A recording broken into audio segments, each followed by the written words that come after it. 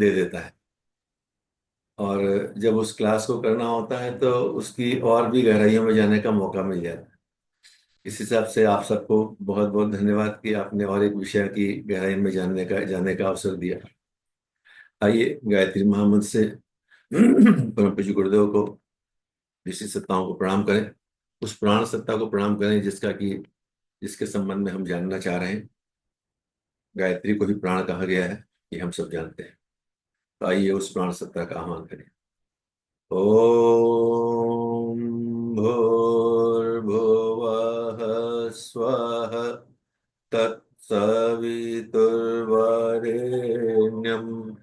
भर्गो देवस्य धीमहि धियो यो नः प्रचोदयात्।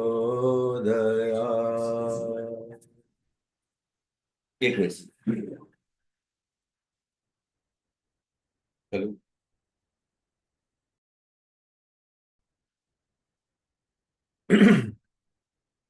आज का जो विषय है, अभी हम लोग प्राणमय कोश पर चर्चा चल रहे हैं। और प्राणमय कोश की जो प्राण है उनके ऊपर में 5 प्राणों की साधनाओं के ऊपर में इसके पहले चर्चा हो चुकी है। प्राणमय कोश क्या है, प्राण क्या है, इस पर भी चर्चा हुई है। आज का जो विषय है इसकी टाइटल है 5 प्राण, 5 उपप्राणों की अद्भुत शक्ति धाराएं। शक्ति धाराओं के पहले भी शब्द लगा दिया गया अद्भुत, यानी कि ये सामान्य शक्ति धाराएं तो नहीं, ये कुछ विशेष शक्ति धाराएं हैं जिसका कि वर्णन इस चैप्टर में किया जा रहा है। तो प्राण जो है वो 5 प्राण और 5 उपप्राण, मतलब ये 5 अलग अलग वैरायटी के प्राण हैं। वस्तुतः प्राण तत्व एक ही है, गुरुदेव लिखते हैं प्राण तत्व एक ही है, पर प्राणी के शरीर में उसकी क्रियाशीलता के आधार पर कई भागों में विभक्त किया गया है। जब क्योंकि प्राण तो एक निर्विकार है, उसका कोई आकार तो है नहीं, निराकार है।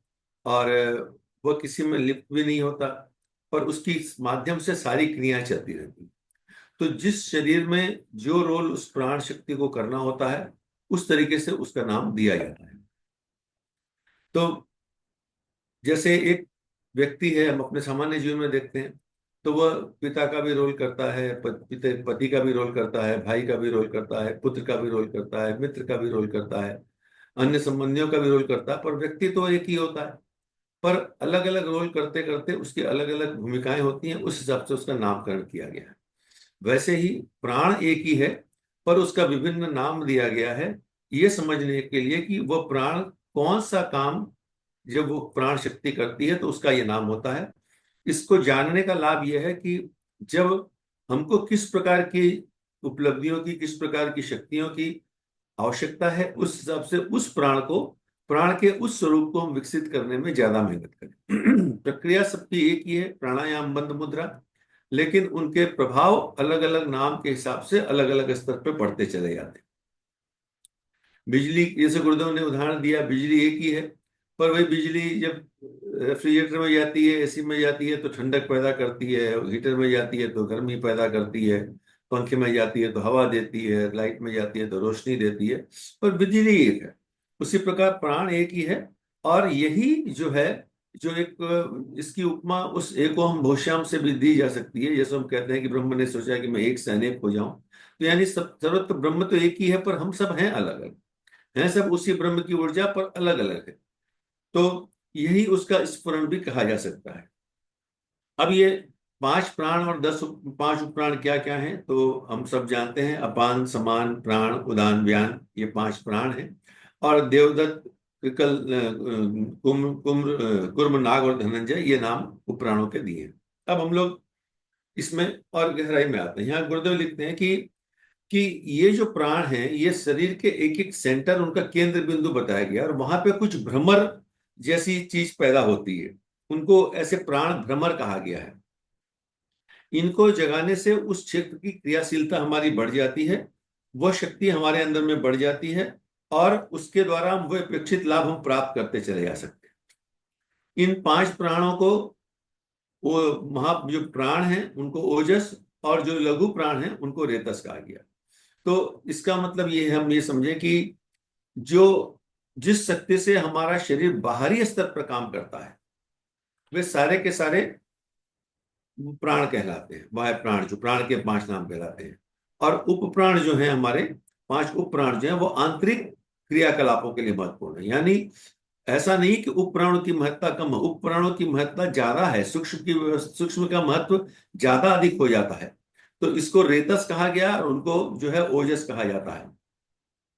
तो इस प्रकार गुरुदेव इसको कहते थे कि देखने में दो अलग अलग दिखते हैं पर दोनों एक ही है। जैसे भंवर का, गुरुदेव उसके आगे भी बताते हैं कि जब भंवर का जो ऊपरी हिस्सा होता है वो बहुत चौड़ा होता है और निचला निचला हिस्सा नुकीला होता है।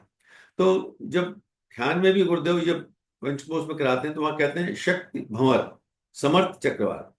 तो शक्ति जो है वो भंवर के रूप में आदमी के अंदर में जब आती है तो वो भंवर के रूप में आती है। भंवर के बीच में कोई चीज फंसता है तो नीचे की तरफ खींचता चला जाता है। और समर्थ चक्रवात वही जब शक्ति हमारे अंदर में सामर्थ्य को बढ़ाती है तो चक्रवात के रूप में चारों ओर फैलाती चली जाती है। तो निचला हिस्सा जो है वो उसका लघु प्राण का, ऊपरी हिस्सा वाह्य प्राण के रूप में कहा जाता है। इनके स्थान अलग अलग बताए हैं इसमें कि प्राण ये जो है प्राण प्राण हमारा, प्राण और नाग, प्राण हमारे हृदय स्थल में रहता है। प्राण और नाग दोनों मिलकर के उनका एक युग्म बनता है। अपान और कुर्म ये हमारे मूत्रेंद्रियों के बीच में जननेंद्रियों के पास में का स्थान बताया गया है। समान और क्रिकल ये पेट के पास में उसका स्थान बताया गया है। उदान और देवदत्त कंठकूप के स्थान पर बताया गया है। और व्यान और धनंजय इनका स्थान मस्तिष्क के मध्य में सहस्त्रार चक्र के स्थान पर बताया गया है। यह स्थान जानने से क्या लाभ होता है? यह स्थान जानने से लाभ यह होता है कि जब इनके उपयोगिताओं को, जब इनकी क्रियाशीलता को, जब इनके प्रभाव को हम समझेंगे और अपने शरीर में उसके अनुरूप चीजों को बढ़ाएंगे तो प्राणाकर्षण प्राणायाम के माध्यम से हम उस स्थान पर उस प्राण को विकसित करने के लिए पूरी मेहनत और प्रयास कर सकेंगे। तो जैसे गृहस्थ एक शब्द है, पर गृहस्थ तभी होगा जबकि उसमें पति और पत्नी दोनों होंगे, तब दोनों मिलकर के गृहस्थ होते हैं। तो वैसे ही प्राण और पान का प्राणों का जोड़ा है, ये दोनों को मिलने से ही बात पूरी होती है। जैसे एक सिक्के में हेड और टेल दो हिस्से होते हैं, दोनों मिलकर के सिक्का बनता है। हेड और टेल को अलग नहीं किया जा सकता है। वैसे प्राण और उपप्राण को अलग नहीं किया जा सकता, दोनों मिलकर के एक चीज बनती है। इस बात को हमको अच्छी तरह से समझ लेना चाहिए। अब अगले चरण में उसके कुछ काम बताते हैं कि प्राण का काम क्या है। कि प्राण के द्वारा शब्द और मस्तिष्क का पोषण होता है। अपान से मलमूत्र स्वेद आदि का विसर्जन होता है। समान से पाचक परिपाक उष्णता का भी संचार होता है। उदान से बाहरी वस्तुओं को भीतर ग्रहण किया जाता है। व्यान का काम रक्त संचार है। आगे इसका और विस्तार आएगा। वैसे लघु प्राण जो है उसमें नाक से डकार आती है। कुर्म पलक मारने और बंद करने की क्रिया आती है। क्रिकल छींक, देवदत्त से जम्भाई, धनंजय से जीवित स्थिति में शरीर का पोषण करता है। पर ये जो मान्यता है गुरुदेव ने जो पहले लिख दिया कि ये मान्यताएं वो हैं जो कि वर्तमान जगत में विभिन्न ग्रंथों के अंदर में दी गई। इसलिए गुरुदेव हमेशा जो सामान्य प्रचलन में आ रहा है उस बात को पहले लिख देते हैं ताकि जो हम जिस बात को अभी तक जान रहे थे उसको हम जान लें। पर वो आगे वो कहते हैं कि ये मान्यता सर्वांगपूर्ण नहीं है। ये नहीं है, ऐसा नहीं है, पर सर्वांग नहीं है, ये पूरी नहीं है। इसके आगे की बहुत सारी बातें हैं जो कि हमको जाननी और सीखनी चाहिए, गुरुदेव कहते हैं। तो गुरुदेव ये कहते हैं कि इनका विस्तार बहुत ज्यादा है। तो ये वायु जैसे भ्रमण जो होता है वो जो चक्रवात होते हैं वे दो चीजों से मिलकर के बनते हैं। एक अग्नि और दूसरा हवा। ताप और हवा इन दो से मिलकर के भंवर बनते हैं। उसी प्रकार शरीर के अंदर में शरीरगत ऊर्जा और शरीरगत जो प्राणवायु हम ग्रहण करते हैं उनको मिलने से शरीर में कुछ भंवर जैसे तत्व स्थिति बनते रहते हैं। और ये केवल एक स्थान नहीं है, शरीर के जितनी भी केंद्र है, महत्वपूर्ण केंद्र है, 108 केंद्रों का वर्णन किया गया है जिसमें कि 24 केंद्रों के ऊपर में गायत्री मंत्र के एक एक अक्षर के रूप में व्याख्या की गई है गायत्री महाविज्ञान के अंदर में। उन सब केंद्रों पर इस प्रकार के भंवर उठते हैं और साधक अपनी साधना पथ पर से उनके अंदर में आवश्यक शक्ति उनमें से प्राप्त करके अपने जीवन को धन्य बनाता है। क्योंकि यहाँ प्राणायाम विषय है इसलिए प्राणायाम से संबंधित भवनों को ही इसमें ज्यादा व्याख्या की गई है। उन चीजों की व्याख्या इसके अंदर में की गई है। तो अब इन एक एक प्राण, एक एक जो प्राण है, उन प्राणों के ऊपर में आगे काम बताया गुरुदेव ने, उस पर हम लोग आगे विषय पे आते हैं, चर्चा करते हैं कि प्राण का काम क्या है। मोटे तौर पे प्राण को, जैसे हम प्राण कहते हैं, प्राण है मतलब जीवन है, अगर प्राण नहीं रहेगा तो जीवन नहीं रहेगा। तो प्राण का कार्य जीवन। अभी हम अब हम समग्र प्राण की बात नहीं कर रहे हैं, अब प्राण के उस भाग की बात कर रहे हैं जिसको कि उसका एक मुख्य प्राण का एक हिस्सा कहा गया प्राण, और इसका उपप्राण नाग, इसकी चर्चा कर रहे हैं। तो प्राण का कार्य होता है जीवन चलाना। जब तक शरीर में प्राण है तब तक जीवन चल रहा है, यानी कि इस प्राण के माध्यम से ही शरीर का जीवन चलता रहता है। इस प्राण को हम विश्व प्राण से ग्रहण करते रहते हैं, उसका एक हिस्सा प्राणायाम के माध्यम से हम श्वास के माध्यम से ग्रहण करते हैं, और श्वास के माध्यम से सामान्य क्रम में हम जो ग्रहण करते हैं उससे हमारा सामान्य जीवन चलता रहता है। लेकिन उच्च स्तरीय शक्तियों को प्राप्त करने के लिए इसको प्राणायाम के माध्यम से इसके गहरे अंश को अपने अंदर में हमको ग्रहण करना पड़ता है। जब ये प्राण की शक्ति कम हो जाती है तो तब शरीर में जीवटता कम आ जाती है, शरीर की शक्ति घट जाती है, और इसकी ये प्राण शक्ति का स्टोर हो जाए तो आदमी से अनंत काम कर सकता है। जैसे जो लोग समाधि में जाते हैं तो वे अपने अंदर में उस प्राण शक्ति को इतना बढ़ा लेते हैं कि श्वास नहीं आने के बाद भी उनका जीवन जब तक वो चाहते हैं तब तक चलता रहता है। यानी श्वास तो आवागमन नहीं हो रहा है, लेकिन उस प्राण की एनर्जी को इतना स्टोर कर लिया गया कि जब तक वो चाहें तब तक उनका प्राण अपनी जगह पर काम करता रह सकता है। तो जब तक हम इसका मतलब ये हुआ कि ये प्राण के ऊपर अगर हमारा अधिकार नहीं होगा तो हमारा दीर्घ जीवन नहीं होगा, और दीर्घ जीवन के अलावा इस सामान्य जीवन के अंदर में भी हम महत्वपूर्ण कार्य कर नहीं सकेंगे। तो इसके साथ में ये जो मूल हमारा काम है प्राण का, जिसकी चर्चा हुई, जिसमें हम सब जानते हैं, पर हम अगले प्राणों पे आते हैं। यानी अगला प्राण क्या हुआ हमारा? अपान प्राण। अपान प्राण का काम क्या है? अपान प्राण का काम है कि स्थूल मलों का निष्कासन करना। शरीर है तो इसमें मल होंगे, हर श्वास के साथ में हमारे पास शरीर में मल पैदा हो रहा है, हर सेल के अंदर में हमारे अंदर में मल पैदा हो रहा है, और उस मल को बाहर निकालना ये अपान का काम है। इसका स्थान जो है, इसका स्थान जनेंद्रियों के पास दिया गया है, मूलाधार केंद्र के पास वहां दिया गया है। मलमूत्र विसर्जन का जो स्थूल काम है वो इससे होता है, लेकिन ये पूरे शरीर में काम करता है। हमारे शरीर से जो पसीना निकलता है वो शरीर के हर अंग से निकलता है, और वो पसीना निकलने का काम जो है वो इस अपान प्राण के माध्यम से होता है।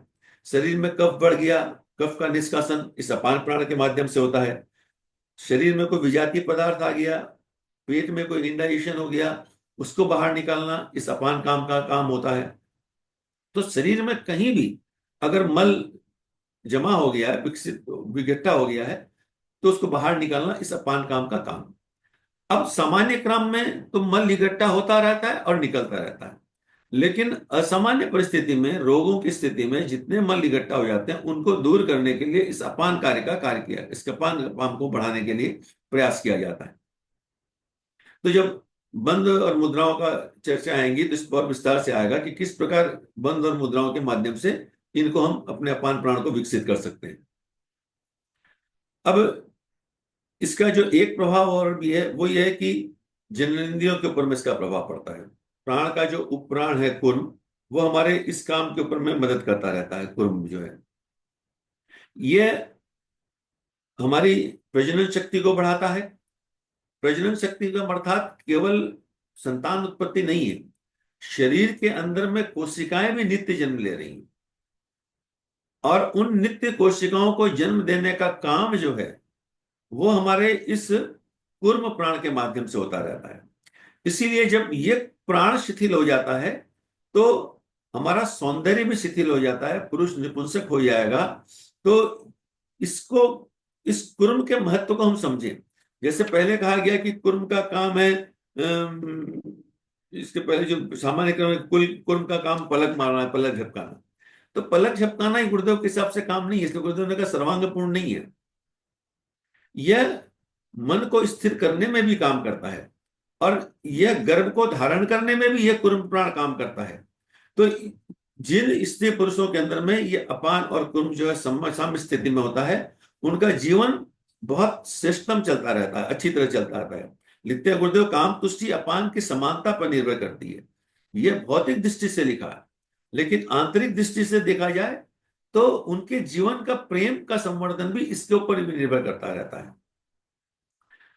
जो व्यक्ति अपान की प्रक्रिया को, अपान कर्म जिनका मजबूत नहीं हो, तो वो हठपूर्व ब्रह्मचर्य का धारण करेंगे तो वो फंसेंगे, गलत स्थिति में जाएंगे, उनका नुकसान होगा, रोग भी होते जाएंगे। लेकिन अगर हमने अपने अपान प्राण को मजबूत कर लिया तो फिर हमसे ब्रह्मचर्य भी धारण करना हमारे लिए संभव होता चला जाएगा।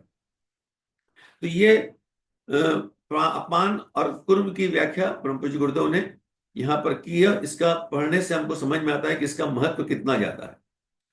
अगला प्राण जो है वो समान प्राण के लिए कहा गया। समान प्राण कहाँ रहता है? समान प्राण हमारे नाभि क्षेत्र में रहता है और क्रिकल इसका उपप्राण है। तो क्रिकल इसका उपप्राण है। इसका काम क्या है कि जो कुछ भी हम भोजन ग्रहण करते हैं उसको पचाना, और पचा करके जो इसका नाम है समान, यानी बैलेंस तरीके से पूरे शरीर के अंदर में इसको वितरित करना, विस्तृत करना। पूरे बॉडी में जो हमारा जो जो अन्न के द्वारा प्राप्त शक्ति की जो सप्लाई का चेन काम करता है, पूरा सप्लाई चेन का काम हमारा ये समान प्राण करता रहता है। और इसका उपप्राण जो है क्रिकल, तो क्रिकल काम क्या कर रहा है? गुरुदेव लिखते हैं कि त्वचा की चिकनाई, कोमलता, चमक में क्रिकल प्राण का अस्तित्व परिलक्षित होता है। जिनमें ये प्राण कम होगा, जिनका समान प्राण क्रिकल प्राण गड़बड़ाएगा, उनमें क्या होगा? वे, उनकी शरीर की ऊर्जा कम होती जाएगी। उसका परिणाम क्या होगा? परिणाम यह होगा कि थोड़ी सी भी सर्दी बर्दाश्त नहीं होगी, देह लुच पुंज हो जाएगी, ढीली ढाली ले पड़ी पड़ी रहेगी, कानों में, हाथों में, अंगुलियों में ठंड लगती रहती है बहुत ज्यादा। ठंडे जल में स्नान करने के अंदर में बहुत कष्ट होता है। खूब सर्दी में खूब कपड़े ओढ़ लेते हैं तो भी कम नहीं होता है। वही हम देखते हैं कुछ लोगों को कि हम भरी सर्दी में भी ठंडे स्नान कर, ठंडे पानी से स्नान कर लेते हैं। क्या अंतर है? अंतर इस समान प्राण के ही स्थिति का अंतर होता है। मैं जब बहुत छोटा था तो इतने गर्म पानी से नहाता था कि मेरी माँ मुझे डांटती थी कि इतने गर्म पानी से क्यों स्नान करते हो, जब जब नहीं जल जाएगी। लेकिन अब मैं ये देखता हूँ कि सर्दी के अंदर में भी मुझे गर्म पानी की आवश्यकता नहीं पड़ती। बहुत होता है तो हल्का सा एक बाल्टी पानी के अंदर में एक गर्म पानी, एक कप, एक मग गर्म पानी डाल दिया, उससे भी काम हो जाता है। तो ये पहले तो नहीं समझ में आया, पर जब इसको पढ़े तो लगे कि नियमित आसन प्राणायाम के माध्यम से लगता है कि समान प्राण के विकसित होने से वह स्थिति आ जाती है। तो समान की न्यूनता के कारण शरीर की उष्णता कम हो जाती है। समान प्राण की जब वृद्धि होती है तो उसका स्वास्थ्य बढ़ता रहता है। इसके अलावा यहाँ गुरुदेव एक बात और भी लिखते हैं कि समान प्राण जो कफ, पित्त और वायु, ये बात, ये तीन चीजें हमारे स्वास्थ्य के लिए महत्वपूर्ण होती हैं, और समान प्राण का सीधा संबंध हमारे स्वास्थ्य से होता है। तो समान जो है वो पित्त का प्रतीक है, और क्रिकल जो है इसका उपप्राण, ये कफ का प्रतिनिधित्व है। ये पित्त और कफ, ये दो चीज, पित्त का मतलब होता है अग्नि। जब शरीर में अग्नि का बैलेंस गड़बड़ाता है तो पित्त गड़बड़ाता है, और जब जल का ये गड़बड़ाता है तो कफ का हमारा गड़बड़ाता है, और दोनों के मिलने से वात बनता है। अग्नि और जल दोनों मिलने से भाप बनती है। ये सामान्य भौतिक जगत में भी हम जानते हैं। आध्यात्म जगत में भी ये होता है कि जब शरीर शास्त्र के अंदर से, आयुर्वेद के हिसाब से, जब वात और पित्त, ये कफ और हमारा पित्त, ये दोनों गड़बड़ाता है तो वात की सृष्टि होती है। 80% से ज्यादा रोग आज के समय में केवल वात की गड़बड़ी से। वात की गड़बड़ी को ठीक करना सबसे महत्वपूर्ण काम है, और उसके लिए इन दोनों को ठीक करना जरूरी होता है। इसीलिए कहा जाता है कि सारे रोगों की जड़ पेट में होती है। उसका कारण यही है कि समान और क्रिकल जब इसका गड़बड़ा जाएगा तो उसके साथ में मुश्किल होती चली जाएगी। और जब इसका समान, जब पेट गड़बड़ हो जाता है, जब हमारा वात पित्त कफ गड़बड़ाते हैं, तो भौतिक सुखों का भी हम भरपूर आनंद नहीं ले सकते। इसीलिए जब किसी का समान घट जाता है तो सारी परिस्थितियां सुखद होने के बावजूद भी उसको जीवन में कोई ना कोई रोग लगा रहता है, उसका कोई ना कोई अंग बीमार रहता है, कोई ना कोई कष्ट बनाया रहता है। इसका कारण क्या है? कि उसका समान बैलेंसिंग स्थिति उसकी गड़बड़ा देती है। तो गुरुदेव लिखते हैं इसमें, ऐसे लोगों को संधिपात, मोती जला आदि तीव्र रोग तो नहीं होते, पर जुकाम, सर्दी, पेट का भारीपन, सिर दर्द, दांतों का हिलना, देखिए दांतों के हिलना भी हमारे इसके ऊपर डिपेंड करता है। दांतों का हिलना, आंख की कमजोरी, देह का टूटना, थकान जैसे मंद रोग घेरे रहेंगे। एक से छूटने से पहले ही दूसरा उत्पन्न हो जाता है। और ज्यादातर आज के समय में आदमी की स्थिति यही होती है, एक रोग समाप्त नहीं होता, दूसरा हो जाता है।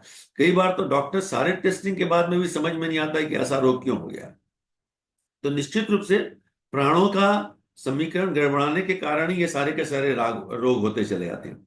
तो जब ये दोनों हमारे बैलेंस्ड हो जाते हैं, यानी समान और क्रिकल, जब हमारा वात पित्त और कफ ये तीनों मिल जाते हैं, तो फिर ये चीजें सहज हो जाती हैं। मैं एक पुस्तक पढ़ रहा था, उसमें लिखा, उस पुस्तक के लेखक ने लिखा कि 90% रोग वात के कारण होते हैं, और वात को दूर करने का श्रेष्ठ उपाय है कि आप प्रेम करें। बस सीधी सी बात, उसने लिखा कि प्रेम की मात्रा बढ़ाते रहिए। जितने अंशों में प्रेम की मात्रा अपने जीवन में बढ़ती रहेगी, उतने अंशों में वात के रोग कम होते जाएंगे। तो जब इसके आध्यात्मिक अर्थ को देखते हैं, तो प्रेम भी कब होगा, जबकि समान प्राण विकसित होगा। शरीर के अंदर में जो कुछ है उसको समान रूप से बांटना, इस शरीर के अंदर में समान रूप से बांटना इस प्राण का काम है, स्थूल देह में। लेकिन इस पूरे विश्व सुंदरा को समान स्तर पर देखना, ये समान प्राण का आध्यात्मिक अर्थ हो जाता है। जब हम इस स्तर पर देखते हैं, तो हमारे अंदर में प्रेम प्रेम सहज रूप से विकसित हो सकता है। हम प्रेम अपनों से ही तो करते हैं ना, परायों से तो हम प्रेम कर नहीं सकते हैं। हमारे शरीर के अंग हमारे अपने हैं, तो हम उनसे प्रेम कर सकते हैं। वैसे ही समाज अगर पूरा हमारा अपना है, तो हम पूरे समाज से प्रेम कर सकते हैं। अब देखिए, एक प्राणायाम में एक प्राण के माध्यम से हम कितनी दूर तक की यात्रा करते चले जा सकते हैं। जब उसमें मैंने ये पढ़ा कि इस बात को दूर करने का उपाय एक ही है कि आप अपने प्रेम को बढ़ाइए।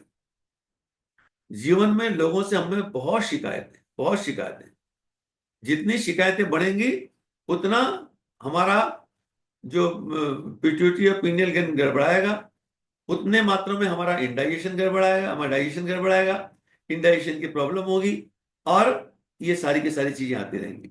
तो कितना बड़ा विज्ञान ऋषियों ने हमारे पास में प्राण साधना के माध्यम से दे दिया है। और इसको जब हम तर्क से देखते हैं, तो हम उसको नकार भी नहीं सकते कि बात तो ये सही है, इसमें कोई दो राय नहीं। तो नाभि चक्र के निवासी समान और क्रिकल ही हमारे स्वास्थ्य के अधिपति। समग्र शास्त्र के जब स्वास्थ्य अध्यात्म के साथ कहा जाता है, तो समग्र स्वास्थ्य कहा जाता है। भौतिक जगत में तो शरीर स्वास्थ्य को स्वास्थ्य कहा जाता है, पर हम यहाँ समग्र स्वास्थ्य की बात करते हैं। समग्र स्वास्थ्य यहाँ पे होता है। अगला प्राण जो है हमारा पास में आता है, वह प्राण है उदान। और इसका जो उप प्राण है, वो है देवदत्त। इसका स्थान कहाँ है? इसका स्थान हमारे कंठ के स्थान पर बताया गया, यानी विशुद्धि चक्र का जो स्थान है, उस स्थान पर इसका बताया गया। इन सब प्राणों का एक एक चक्रों से अपना अपना संबंध है। जैसे समान का मणिपुर मणिपुर से हो गया, उदान का जो हमारा स्वादिष्ठान से हो गया, प्राण का अनाहत से हो गया, वैसे ही उदान प्राण का स्थान हमारे विशुद्धि चक्र के साथ होता चला जाता है। ये कंठ का निवास स्थान है। यह श्री और समृद्धि का स्थान है। उदान प्राण क्या करता है? उदान प्राण हमारे पूरे शरीर को खड़ा रखता है, ये हम लोग मान के चलते हैं। उदान प्राण जब होता है, तो पूरा शरीर उसका खड़ा रहता है। एक आदमी स्वस्थ है, अभी उसका वजन 80 किलो, 60 किलो, 70 किलो, 90 किलो, कुछ भी। अब उसको बुखार हो जाए, एक दिन का भी बुखार हो जाए, तो वजन कोई कम थोड़ा ना हो जाता। वजन तो हमारा मुश्किल से 100-200 ग्राम कम हो जाएगा, लेकिन खड़े होने की क्षमता हमारी समाप्त हो जाती है। हम बिस्तर पर पड़े रहना चाहते हैं, उठ के बैठना नहीं चाहते हैं। क्या हो गया? उदान प्राण कमजोर हो गया। जो ही उदान प्राण कमजोर होगा, तो अपने आप शरीर गिर जाएगा, वो खड़ा रहेगा ही नहीं, ये निश्चित बात। और अगर शरीर में खड़े होने की ताकत नहीं है, तो ये समझना चाहिए कि हमारा उदान प्राण कमजोर हो गया। अब हम प्राणायाम करें, तो उदान प्राण के ऊपर में कंसंट्रेट करें। उदान प्राण कंसंट्रेट करेंगे, तो देखेंगे धीरे धीरे शरीर के अंदर में वो क्षमता बढ़ती चली जाएगी। और इसका उप प्राण जो है, इसका स्थान शरीर के 16 चक्रों, 16 स्थानों पर, पैर के अंगूठे से लेकर सहस्त्रार तक 16 स्थानों पर इसका प्रभाव पड़ता है। और इसका जो उपप्राण है, जो इसका उपप्राण है देवदत्त, इसका भी महत्व क्या है? यहाँ ये कहते हैं, ये श्री और समृद्धि का केंद्र है। ये जो कंठकूप हमारा है, इसको श्री और समृद्धि का केंद्र कहा गया है। और इसी पर स्थान पर स्फुटा ग्रंथि कहा गया, इस विशुद्धि चक्र को स्फुटा ग्रंथि भी कहा गया है। इसी को समृद्ध करने के लिए जो गले में स्वर्ण आभूषण जो रखे जाते हैं, वो इसलिए रखे जाते हैं, मालाएं पहनी जाती हैं, इसलिए पहनी जाती हैं कि इस स्फुटा ग्रंथि को जागृत किया जाए। श्री और समृद्धि का केंद्र हमारा ये है। अब श्री और समृद्धि के केंद्र को ऐसे भी समझ लीजिए कि हम इस कंठ से ही बोलने का भी काम करते हैं, और सारा का सारा व्यापार बोलने के माध्यम से होता है। एक कहावत है व्यापार जगत में कि बोलने वाले के तो भुंगड़े भी बिक जाते हैं, मतलब चना भुंगड़ा भी बिक जाता है उसका, और नहीं बोलने वाले का अच्छा अच्छा समाज में नहीं बिकता। इसलिए सारे सेल्समैन को पहले यह सिखाया जाता है कि आप अपने प्रोडक्ट को कैसे बेचें। हम सब जो क्लास करते हैं, पढ़ते हैं और पढ़ाते हैं, तो ये भी क्या करते हैं, अपने अध्यात्म को लोगों तक पहुंचाते हैं ना। अगर हम न बोलें, अपना मुंह बंद कर लें, या बोलने की हमारी क्षमता सही ढंग से विकसित नहीं हो, तो सही अध्यात्म भी लोगों तक नहीं पहुंचेगा, हम उसकी भी मार्केटिंग नहीं कर पाएंगे। तो ये जो स्थान है कंठकुप का, ये हमारे उदान प्राण से संबंधित है, और इससे आदमी के जीवन में प्रतिभाओं का विकास है। सारी योग्यताएं प्रतिभाएं इनके माध्यम से विकसित होती हैं, और जब योग्यताएं प्रतिभाएं नहीं होती हैं, तो आदमी कभी भी किसी भी सफलताओं को प्राप्त नहीं कर सकता, किसी भी भौतिक या आध्यात्मिक चीजों को प्राप्त नहीं कर सकता है। गुरुदेव लिखते हैं कि तृष्णाओं का तो अंत नहीं, उन्हें तो कुबेर भी पूरा नहीं कर सकता, पर जीवनोपयोगी कोई वस्तु ऐसी नहीं है जिससे उदान प्राण की सामर्थ्य से प्राप्त न किया जा सके। जिनकी स्फुटा ग्रंथि जागृत है, वे कभी भी अभावग्रस्त नहीं रह सकते। उनकी हर उचित आवश्यकता समय पर पूरी हो जाती, अपने आप पूरी होती है। कहां से पूरी होती है हमको पता नहीं, हम लोग उसको ईश्वर का अनुग्रह मान लेते हैं, गुरुदेव की कृपा मान लेते हैं, अपने इष्ट का वो मान लेते हैं, लेकिन वस्तुतः वो हमारे उदान प्राण के माध्यम से वो पूरी होती चली जाती है। भगवान भी पूरा करेगा तो कोई तो माध्यम उसको रखना पड़ेगा ना। उसी प्रकार देवदत्त जो उसका सूक्ष्म प्राण है, उसके संबंध में कहते हैं आध्यात्मिकता और सांप्रदायिकताओं का स्वामी। अष्ट सिद्धियां, नव निधियां देवदत्त से संबंधित हैं। श्राप, वरदान, दूरदर्शन, दूर श्रवण, अणिमा, महिमा महिमा लगिमा आदि चमत्कारों का केंद्र यही है। जब भागवत पुराण का बीच बीच में अध्ययन करते हैं, तो उसमें एक बात आई कि नारद की वीणा का नाम देवदत्त, इस वो हमने उसमें पढ़ा कि नारद की वीणा का नाम देवदत्त है। अब देवदत्त इस कंठकूप के सूक्ष्म प्राण का भी नाम है। तो देवदत्त यानी हमारे शरीर की वह वाणी, वह ईश्वरी वाणी। नारद की वीणा से तो ईश्वरी स्वर ही निकलेंगे, ये स्वाभाविक बात है। इसलिए कंठ के स्थान पर इसके उपप्राण का नाम देवदत्त दिया गया, ताकि आध्यात्मिक जगत की यात्रा करते समय हम अपनी वाणी पर बहुत संयम रखें।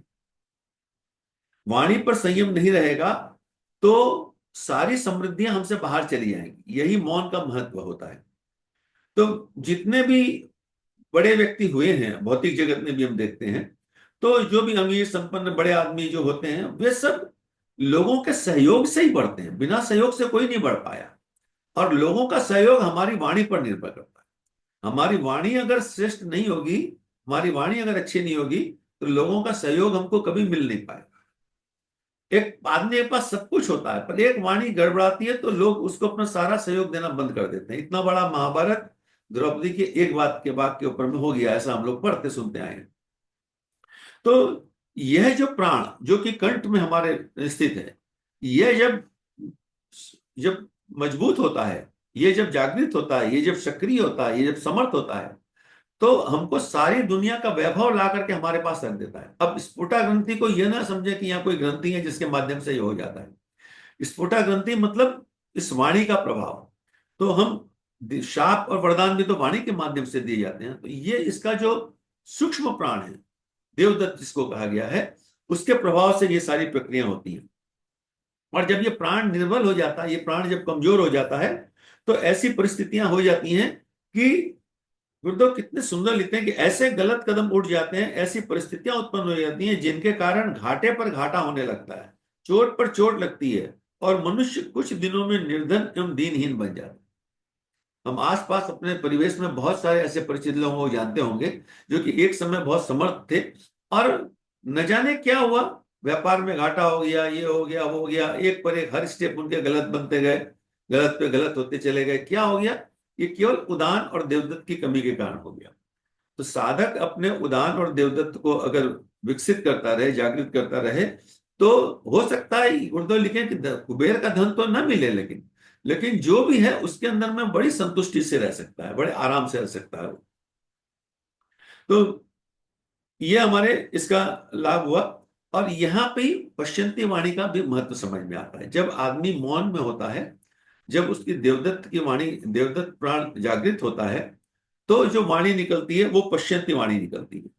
इसलिए गुरुदेव लिखते हैं कि जब स्फुटा जागृत होती है, तब तक बड़ी से बड़ी हानि होने पर भी स्थायी रूप से दरिद्रता नहीं आती।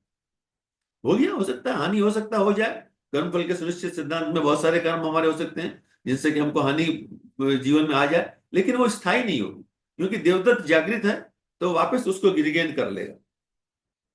स्फुटा में उदान प्राण के संपर्क से ऐसी चैतन्य स्फुरणा उत्पन्न होती है जो अदृश्य लोक में छिपे हुए भविष्य का परिचय पाती रहती है। कई व्यक्तियों को आपने ऐसा देखा होगा कि किसी कोई एक ऐसी जमीन खरीद ली है जो कि आज बड़ी बंजर सी है, बेकार सी लग रही है, लेकिन एक समय आने के बाद में वो जमीन, उसे वो पूरा का पूरा इलाका डेवलप हो जाता है और कौड़ियों के दाम खरीदी हुई जमीन जो है वो बहुत ऊंची चली जाती है। क्या हो गया?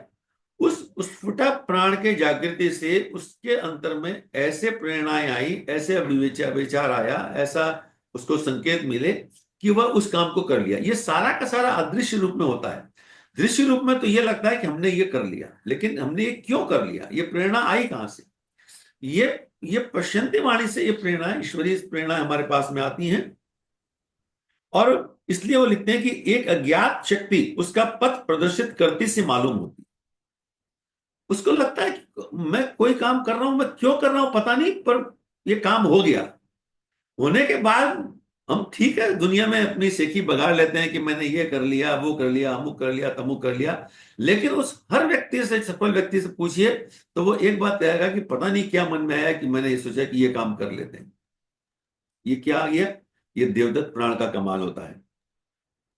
और गुरुदेव लिखते हैं उदान द्वारा चेतन स्फुटा को ही शरीर वासनी लक्ष्मी कहा जाता है। ये हमारा उदान और देवदत्त प्राण जब समर्थ हो जाता है, सशक्त हो जाता है, तो हमको इस प्रकार भौतिक लाभ भी वो प्राप्त कराता चला जाता है। और भौतिक लाभ तो इसलिए बताए जाते हैं क्योंकि हमारा चिंतन मनन बुद्धि भौतिक स्तर पर है, लेकिन इसके लाभ आध्यात्मिक ज्यादा होते हैं। अगर आध्यात्मिक लाभ नहीं होंगे तो भौतिक लाभ स्थायी नहीं हो सकते। इसीलिए कहते हैं उसके ऊपर स्थायी रूप से दरिद्रता नहीं आ सकती।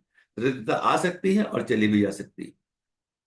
अगला जो प्राण का क्रम है वो हमारा व्यान प्राण, और इसका सहायक जो है धनंजय कहा गया है। व्यान का कार्य क्षेत्र जो है पूरा मस्तिष्क बताया गया, पूरा शरीर क्षेत्र बताया, मस्तिष्क नहीं पूरा शरीर बताया गया। वैसे इसका केंद्र मस्तिष्क बताया गया, सहस्त्रा क्षेत्र, पर उसका कार्य क्षेत्र पूरे शरीर के अंदर में है।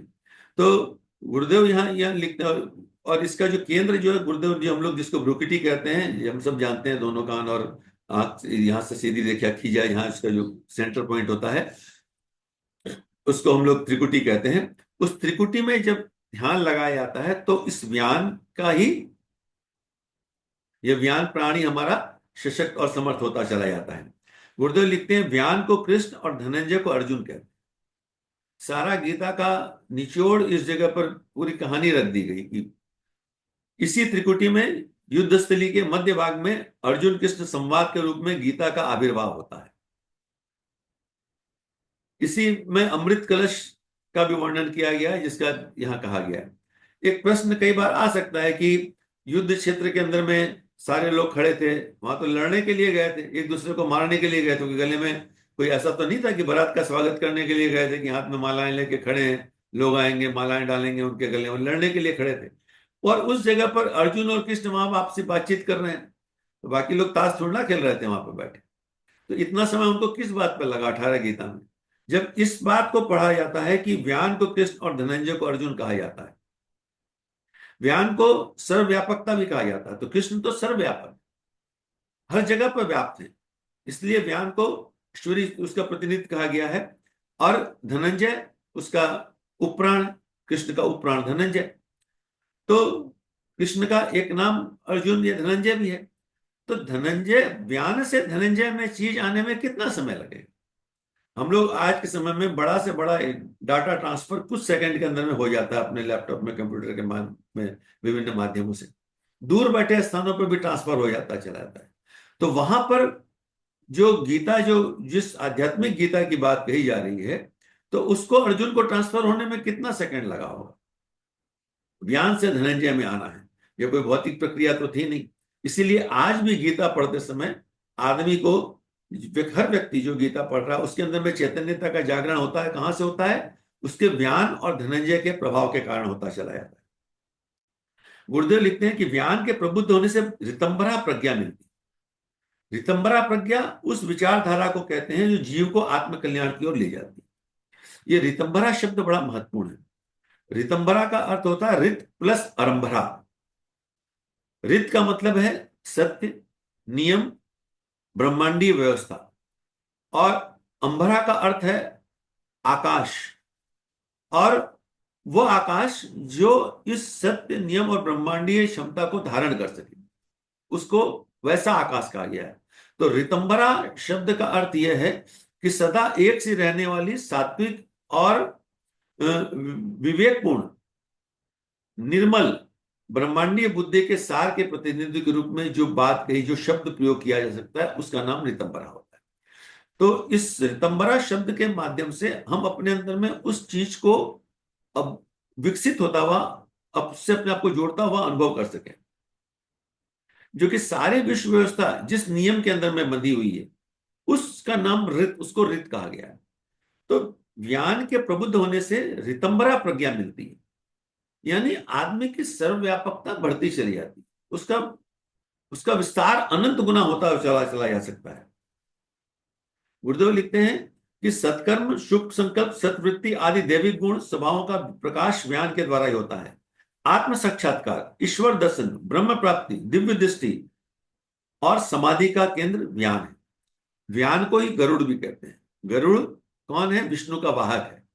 तो ये ज्ञान प्राण जो हमारा, ये विष्णु का वाहक है, यानी यही हमारे पास तक विष्णु को ले आता है। तो सहस्त्रार चक्र में इसका केंद्र होने का कारण, ज्ञान यही है कि इसका केंद्र सहस्त्रार में होने से हम पूरे, ये आदमी के प्राण की उच्चतम स्थिति हो जाती है। प्राणायाम के माध्यम से उच्चतम स्थिति तक यहाँ पहुंचते हैं, वहां तक जा सकते हैं, इसके माध्यम से पहुंचते हैं। धनंजय प्राण, मेडिकल साइंस के हिसाब से देखा जाए तो धनंजय हमारे पूरे शरीर को जीवित रखने का काम करता रहता है। इसीलिए शरीर छूटने के बाद भी धनंजय प्राण जीवित रहता है। कई बार ऐसी घटनाएं होती रहती हैं कि किसी व्यक्ति की मृत्यु हो जाती है, कुछ देर बाद में जग जाता है, वो धनंजय प्राण के कारण होता है। और मेडिकल साइंस में भी आज भी आदमी की डेथ हो जाती है, हार्ट बीट बंद हो जाती है, ईसीजी की लाइन क्लियर, एक सिंगल लाइन आ गई, तो भी डॉक्टर आपको सर्टिफिकेट 4 घंटे पहले नहीं देता है, क्योंकि वह सूक्ष्म प्राण उस जगह पर रहता है। विज्ञान की भाषा में वो कहते हैं कि ब्रेन डेथ नहीं हुई। हार्ट डेथ और ब्रेन डेथ के अंदर में अंतर आज का मेडिकल साइंस भी मानता है। तो ब्रेन डेथ क्या नहीं हुई, यानी धनंजय प्राण, अध्यात्म उसको हमारे योग श्याम में कहा गया कि धनंजय प्राण उसका जीवित रहता है। धनंजय प्राण शरीर छूटने के बाद भी काम करते रहता है, उसका महत्व बहुत ज्यादा चलता रहता है। तो हम अपने ज्ञान और धनंजय प्राण को भी अपने ध्यान के माध्यम से, जब व्यक्ति ध्यान की स्थिति में होता है तो उसी स्थान पर आदमी उस जगह पर ध्यान पर जाता है, और ध्यान में भी प्राणों का ऊर्ध्वगमन जब चलता है, जब प्राण प्रकृति का ऊर्ध्वगमन होता है, तो आदमी अपने जो है ज्ञान और धनंजय को जागृत करके उससे उसके लाभ प्राप्त करते चले जा सकता है। तो गुरुदेव इस पूरे चैप्टर के कंक्लूजन के रूप में कहते हैं कि 10 प्राणों को सुषुप्त दशा से उठाकर जागृत करने, उसमें उत्पन्न हुई कुप्रवृत्तियों का निवारण करने, प्राण शक्ति पर परिपूर्ण अधिकार एवं आध्यात्मिक जीवन को सुसंपन्न बनाने के लिए प्राण विद्या को जानना आवश्यक है। जो इस विद्या को जानता है उसको प्राण संबंधी न्यूनता और विकृति के कारण उत्पन्न होने वाली कठिनाइयां दुख नहीं देती। तो इस पूरे प्राण की थ्योरी को समझने के साथ जब हम प्राणायाम, बंद और मुद्रा की क्रिया कर देंगे, तो एक एक प्राण के ऊपर में हम प्राणाकर्षण माध्यम से और बंद और इसके माध्यम से और शक्तिशाली मुद्रा के माध्यम से अपने सारे प्राणों को हम क्रमिक रूप से विकसित करके अपने सारे इस जीवन का आध्यात्मिक लक्ष्य की प्राप्ति कर सकते हैं। ऐसा इस चैप्टर के माध्यम से जो बात समझ में आई वो आप सबके सामने रखने में हो गया। समय भी अपना हो गया 8:20, तो इस बात चैप्टर भी यहाँ पूरा हो गया। आप सबको बहुत बहुत प्रणाम।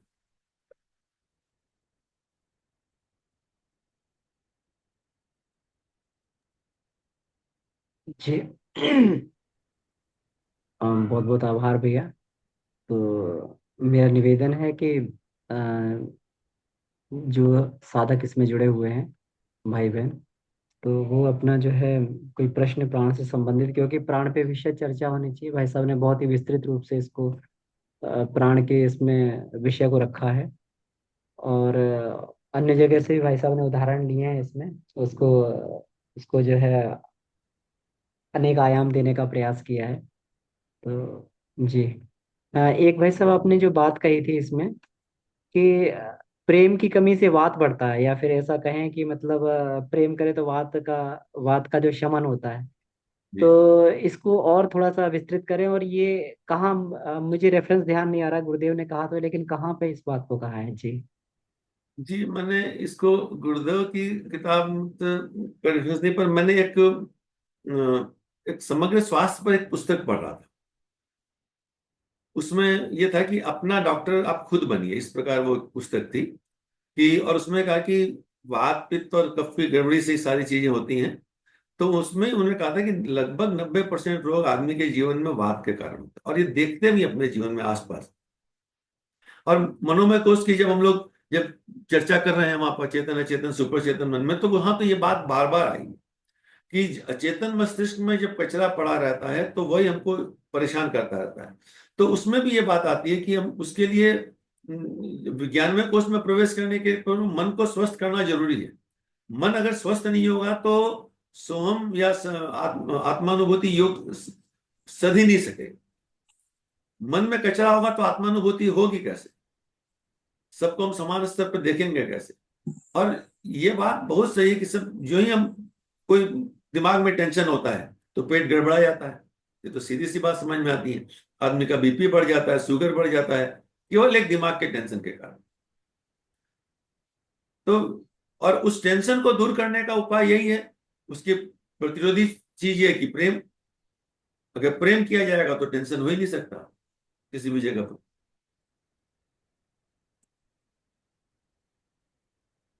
और तो ये बात, इससे जब मैं उसको पढ़ा तो मुझे लगा कि बात बहुत सही है। और हम लोग कितना छोटी छोटी बातों में अपने आप को बांध ले। आगे विज्ञान में कोष का ग्रंथि बंधन भी इसी जगह पे है। ग्रंथि, सारी ग्रंथियों को तो ग्रंथियां क्या है हमारी, हम हमारी कुंठाएं तो ग्रंथियां हैं उसके अंदर में जाए। और उसको तोड़ने के लिए भी प्रेम प्रेम लगे। और ये जब तक मन पुरस्कृत नहीं होगा, और मन पुरस्कृत होने के लिए मजबूत प्राण चाहिए। मन को स्थिर करने के लिए प्राण को मजबूत होना पड़ेगा। तो ये पूरी चेन इस क्रम से बंधी हुई है। तो ये तो उस थोड़ी सी चर्चा प्राण से ऊपर उठ करके बात आ गई कि समान कितनी दूर तक काम करता रहा। बात इस पे आई थी कि समान का मतलब केवल आंतरिक समानता ही नहीं है, बाहर जगत में भी समानता को देखने की बात है। इसलिए वो रेफरेंस आ गया था। इस विषय से थोड़ा सा, विषय से संबंधित है पर थोड़ा सा अलग भी है। इसी विषय का विस्तार भी था, समान का विस्तार बता रहा था मैं। समान प्राण केवल प्राण तक न रहे, क्योंकि हम लोग आध्यात्मिक यात्रा में जुड़े हैं, तो उसके उस मध्य तक भी से। बिल्कुल भाई साहब, बिल्कुल आपने बिल्कुल सही कहा। इसका आध्यात्मिक अर्थों में भी हमें इसको जरूर देखना चाहिए, केवल भौतिक अर्थ ही ये ना रह जाए। क्योंकि एक प्रवृत्ति है, समान एक प्रवृत्ति है, तो प्राण की प्रवृत्ति है जो समान रूप से पूरे शरीर में ये कर रहा है। तो मूल तो इसकी प्रवृत्ति ही है ये। तो इसकी प्रवृत्ति से हम लोग कैसे जुड़ पाए, उससे लाभ उठा पाए। तो जी। पंचकोशों में आरंभ में कहा कि चेतना की लेयर। जी जी जी। चेतना की लेयर है तो स्थूल तो नहीं होगी। बिल्कुल स्थूल नहीं होगी तो सूक्ष्म की व्यापकता तो बहुत दूर तक जा सकती है। बिल्कुल। जी जी। अमित कुंदन जी, आपका हैंड रेज है। जी आप अपने आप को अनम्यूट करके पूछ सकते हैं जी। भैया प्रणाम। आवाज आ प्रणाम। रही है? जी हाँ। जी भैया जैसे अर्थ का अपना ग्रेविटी रहता है, एक रेंज है, और उस रेंज में आने पे कोई भी वस्तु को खींच लेता है।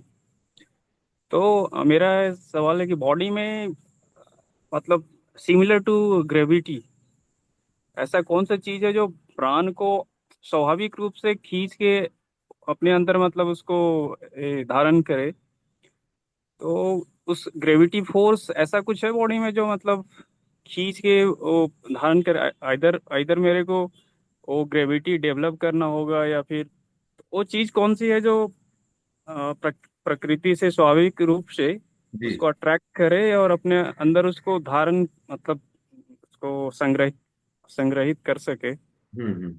उस जी, पे कुछ आपके प्रश्न प्रकाश में डालें। आपका उत्तर छुपा हुआ है भैया। एक जो कहते हैं ना कि चोर चोर मौसेरे भाई, या इंग्लिश में कहा है कि birds of a feather flock together.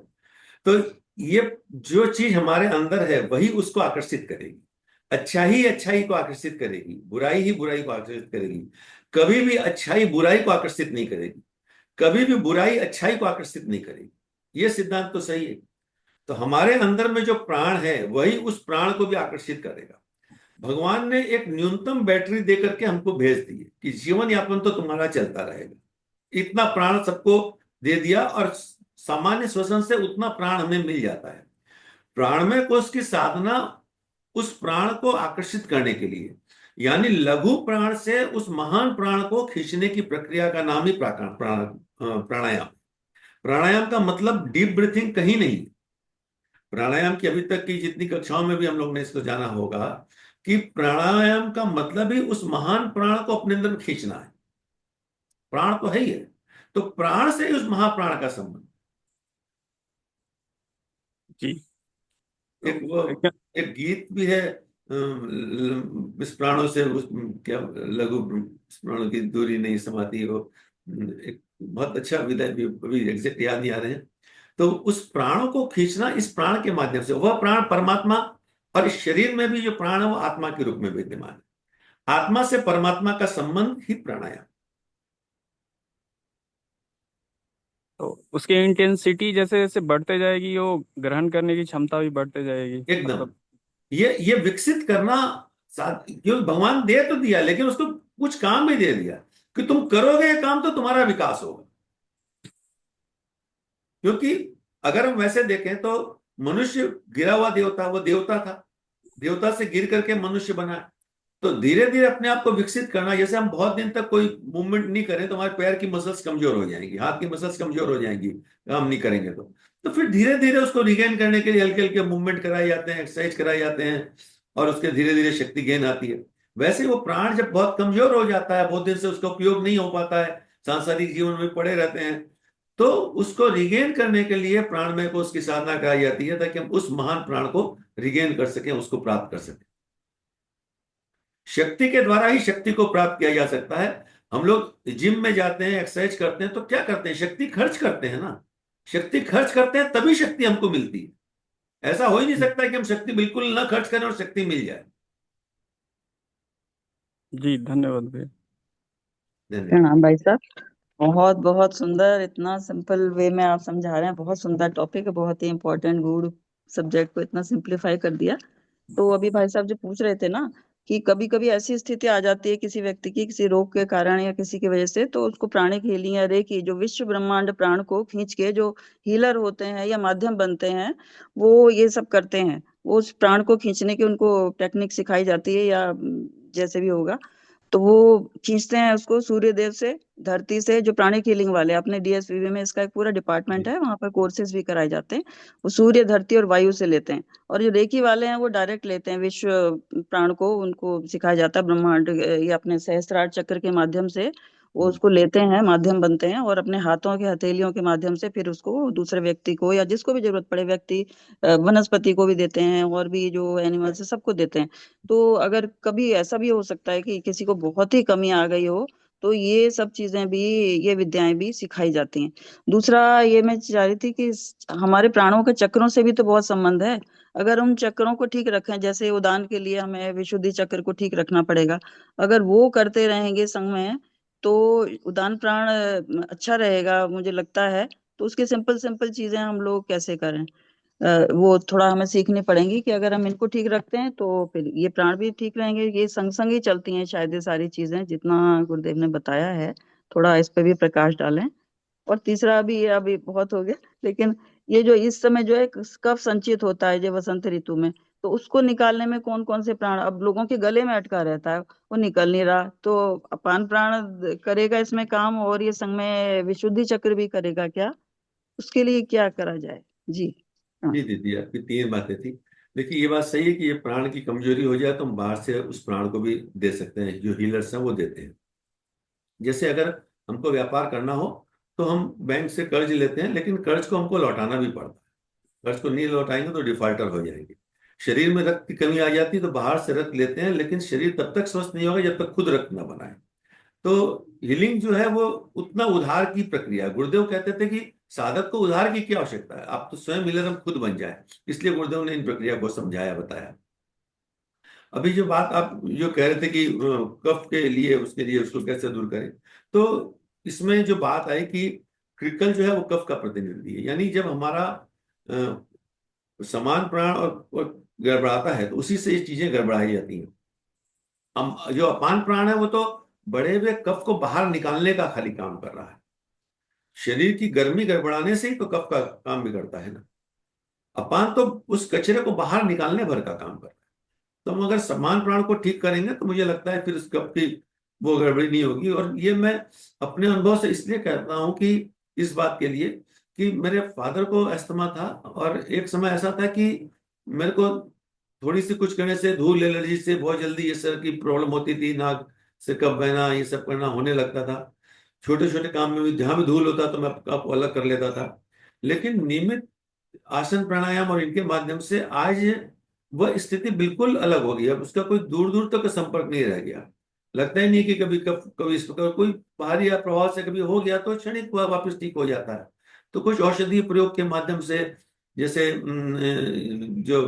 जैसे अपने कई आयुर्वेदिक चूर्ण है, सीतोफलोदी चूर्ण इत्यादि, ये सबको लेने से भी उसके मदद कर सकती है। वसा का चूर्ण भी उसमें मदद काम कर देता है। तो इससे उनको ले करके ठीक कर रहे हैं, पर मेन काम तो अपने समान प्राण के विकसित से ही होगा, ऐसा मुझे लगता जी धन्यवाद भाई साहब। ये प्रॉब्लम इस समय सबको ही चल रही है, और है। जी अस्थमा एलर्जी तो बहुत ही कॉमन है, तो उसके लिए जनरली क्या कर सकेंगे उस पर हम लोग सब ध्यान देंगे। जी धन्यवाद। जी अनीता दीदी। प्रणाम भैया। हाँ। भैया मुझे ये जानना था, आपने बताया था कि जैसे कंठ में माला पहनते हैं, जैसे रुद्राक्ष माला हुआ है, तुलसी माला हुआ है, तो इनसे क्या मतलब प्राण जागृत होते हैं, पहनना चाहिए या नहीं पहनना चाहिए, इनका क्या साइंस है? और कुछ जैसे धातु भी पहनते हैं, सोना पहनते हैं या चांदी पहनते हैं, तो उनसे क्या प्रभाव पड़ता है? तो गुरुदेव उसी बात को यहाँ लिखते हैं कि ये तो स्थूल प्रक्रिया है उसको याद करने के लिए। जैसे हम पूजा करते हैं तो अपने आगे भगवान की तस्वीर रखते हैं, किसी भी देवी देवता की मूर्ति रखते हैं, तस्वीर रखते हैं, उसको जप करते हैं। वो किसके लिए? उनसे हमें कुछ थोड़ा ना मिलता, उसको स्मरण रखने के लिए कि ये होता है। तो उदान प्राण जो है वो कंठ में वास करता रहता है, और इसकी महत्ता इसलिए श्री समृद्धि का स्थान लिखा है गुरुदेव ने। इसलिए लिखा है इसलिए कि इसके उत्तेजना के लिए स्वर्णाभूषण धारण किए जाते हैं। लेकिन जैसे जो मुझको चिंतन में आया कि स्थूल से सूक्ष्म का महत्व ज्यादा है, इसीलिए इस प्राणों से लघु प्राणों का महत्व ज्यादा है। तो ये जो उदान प्राण जो है वो हमारा जो काम कर रहा है उससे ज्यादा महत्व उस देवदत्त का है। देवदत्त को, अगर देवदत्त के जागृत करने के लिए हमको मौन का, नाद का साधना करनी पड़ेगी, जिससे कि हमारी ये चीजें जागृत होती जाएंगी। चूंकि मेरा ज्यादा इंटरेस्ट आध्यात्मिक दिशा में ज्यादा रहता है, क्योंकि शरीर के साथ तो होने वाली घटनाएं क्या है, कितना भी शरीर को स्वस्थ कर लो, बीमार एक दिन तो मरेगा ही, उसका क्या बड़ी बात है। तो ज्यादा ध्यान अपने आध्यात्मिक दिशाओं में मेरा ज्यादा रहता है, इसलिए रहती है।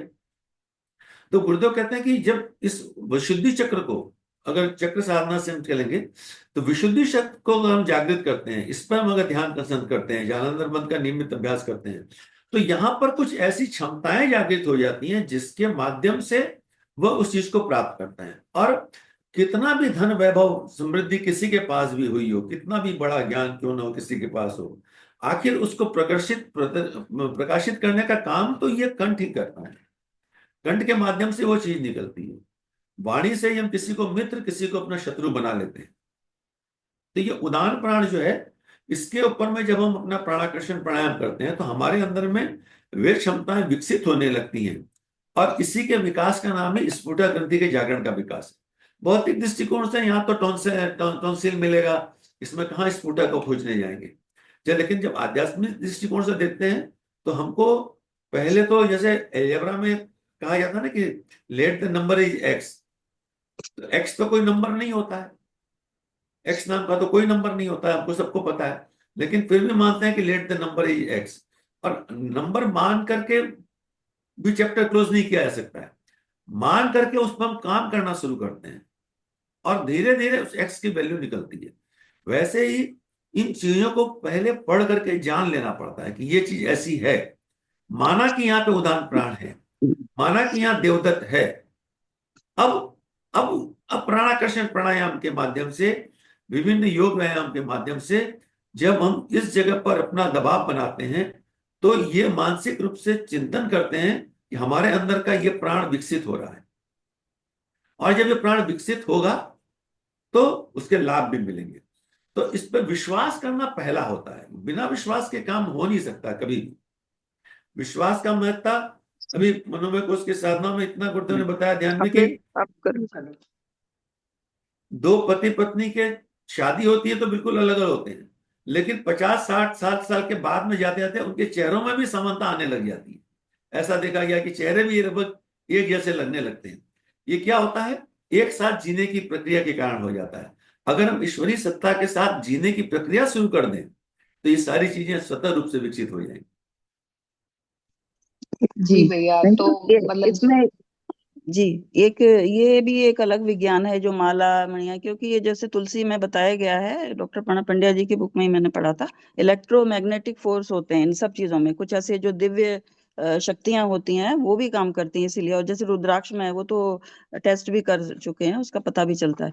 और स्फुटा ग्रंथि पर लोग लाल मणि पहनते थे पहले राजा लोग। सोने का संबंध लक्ष्मी जी से होता है, हमारी लक्ष्मी जी की एनर्जी से, और लाल रंग की मणियां वो इसी जगह पे ऐसे टांगी जाती थी। और जो कर्म कांड करते हैं तो आपने देखा होगा साउथ इंडिया में, मैंने देखा कि इस जगह पे वो तिलक भी लगाते हैं और उसको कुछ ऐसे स्टिमुलेट करते हैं, बोलते होंगे स्फुटा ग्रंथि जागृत जागृत, या लक्ष्मी जी का कोई मंत्र पढ़ते होंगे। तो ये एक अलग विज्ञान है, ये चीजें भी काम करती है, थोड़ा हेल्पफुल है। बाकी मेन तो यही है। अब एक जनरल पब्लिक तो इतना कुछ कर नहीं सकती कि इतना ये प्राणों की साधना करे, तो उनके लिए ये सब चीजें भी बनाई गई हैं, इनका भी अपना महत्व है। इनकी भी अपनी ऊर्जाएं हैं अलग तरह की, दिव्य तरह की, और साइंटिफिकली भी प्रूव हुई है कि इसमें ये है इलेक्ट्रिक मैग्नेटिक फोर्स। जी हाँ।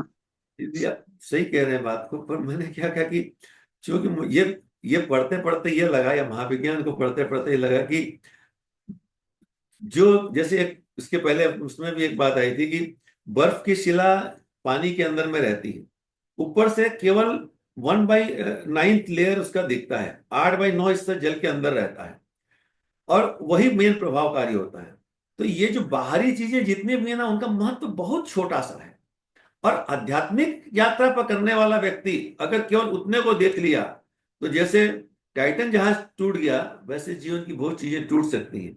इसलिए ज्यादा बेहतर है कि आंतरिक चीजों को देखें, वो अपने आप विकसित करती चली जाएंगी। तो मेरा अपना कंसंट्रेशन ज्यादा उस फोकस पे ज्यादा रहता है, इसलिए कई चीजों को पढ़ने के बाद भी मेरी व्याख्याओं में वो चीजें कम आती हैं कि रुद्राक्ष का या तुलसी का या गले का ये। और सारे आलम्बनों को तो धीरे धीरे छोड़ना पड़ता है। हाँ, आरंभिक दिशा में वो आवश्यक हो सकते हैं, काम आते हैं, पर महत्व आध्यात्मिक यात्रा में उसके ऊपर का। गुरुदेव को तो कभी कुछ चीज को धारण करते हमने नहीं देखा, पर फिर भी कोई चीज उनके पास कमी नहीं। प्रणाम भाई साहब। एक जिज्ञासा मेरे दिल में, मेरे मन में भी आई है कि इससे प्राण वाले सब्जेक्ट से रिलेटेड बात, पित्त कफ के असंतुलन से ही फाइनली डिजीजेज और उसकी डेथ्स होती हैं क्या? ये पीरियड जो है बसंत पीरियड कहेंगे, मार्च अप्रैल मई का, इसमें मैक्सिमम डेथ्स होती है। मेरा कुछ ऐसा अनुभव है कि मैंने बहुत सारे लोगों को इस पीरियड में प्राण त्यागते हुए देखा है। आपका अनुभव, आप लोगों का, हमारे ग्रुप के और लोगों का, इसका कोई रिलेशन है? मैं जानना चाहता हूँ। गुरुदेव ने कहीं इसके बारे में मेंशन किया हुआ है कहीं? धन्यवाद। वैसे समय हो गया काफी। वैसे प्रणाम। देखिए, ये विषय आपका ज्यादा है मेरे से, आप डॉक्टर हैं और इस पे ज्यादा रिसर्च आप लोग किए हैं, इसमें ज्यादा बेहतर आप बता पाएंगे। मैं तो आध्यात्मिक दर्शन की तरफ ही ज्यादा रुचि रहती है, उसी भावों को मैं ज्यादा लेकर के चलता हूँ। तो इसमें मैं बहुत कुछ नहीं कह सकता। मैंने काफी इसमें देखा है बहुत सारे लोगों को, इसलिए मैं थोड़ा आपसे, और कहीं गुरुदेव ने कहीं इसको, इस पर कोई चर्चा की है, कहीं लिखा है, अमन भाई साहब को शायद, किसी हमारे कोई भाई साहब को कोई हाँ, पता है कोई भी इसके हो तो बारे में तो बताएं प्लीज इसमें। प्लीज हाँ। Please kindly. जी जी। धन्यवाद, बहुत बहुत धन्यवाद। जी डॉक्टर साहब, इसमें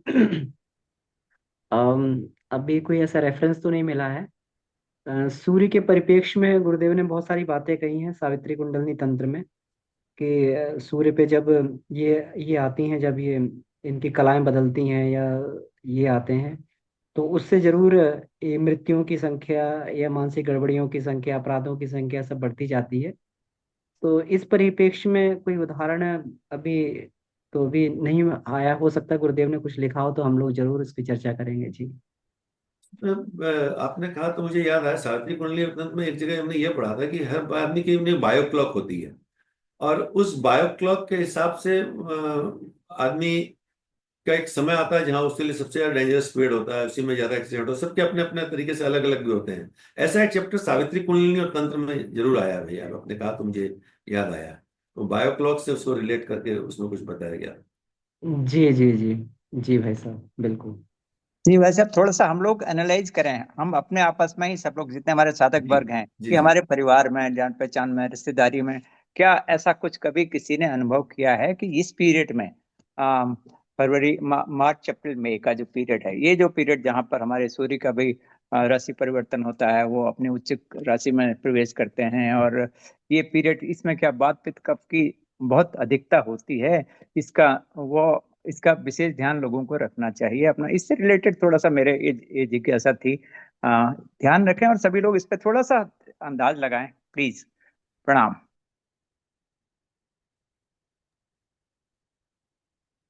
इसमें यहाँ ये जरूर गुरुदेव ने लिखा है, जो संधि काल जो है, क्योंकि ये भी उसी समय आता है, नवरात्रि काल जो अपना चैत्र नवरात्रि का है। इसीलिए कहा है कि इसमें शरीर में रक्त अपने आप को परिवर्तित करता रहता है, और ये चीजें इसमें बढ़ती हैं, यहाँ तक तो पढ़ा है। जी भैया। जी बिल्कुल भाई साहब, मेरा भी ऐसा ही इसमें मत है कि वात पित्त कफ जो है कुपित होते हैं जब ये नवरात्रि, चैत्र की नवरात्रि और ये आती हैं, अश्विन नवरात्रि, तो ये तो बढ़ता है इसमें। जी। तो ठीक है, तो जी, किन्हीं और का प्रश्न हो तो पूछ सकते हैं भाई साहब से।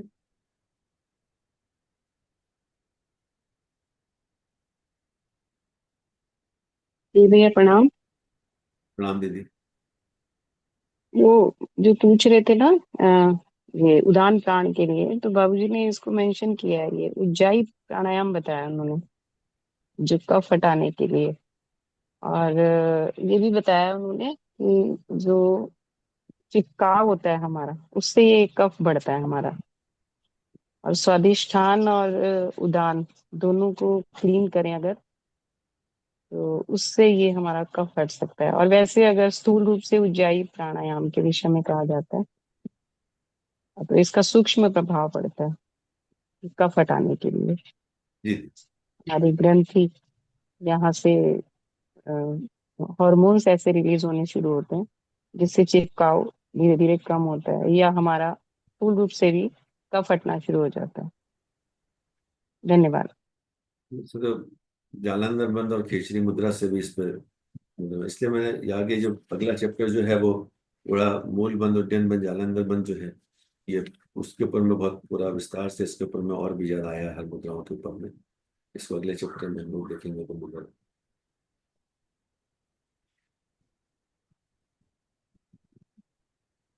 जी अमन भैया, तो समय भी हो गया है। जी जी भाई साहब, समय हो गया, तो हमें लग रहा है कि आज की कक्षा को यहीं पे हम लोग समाप्त कर सकते हैं।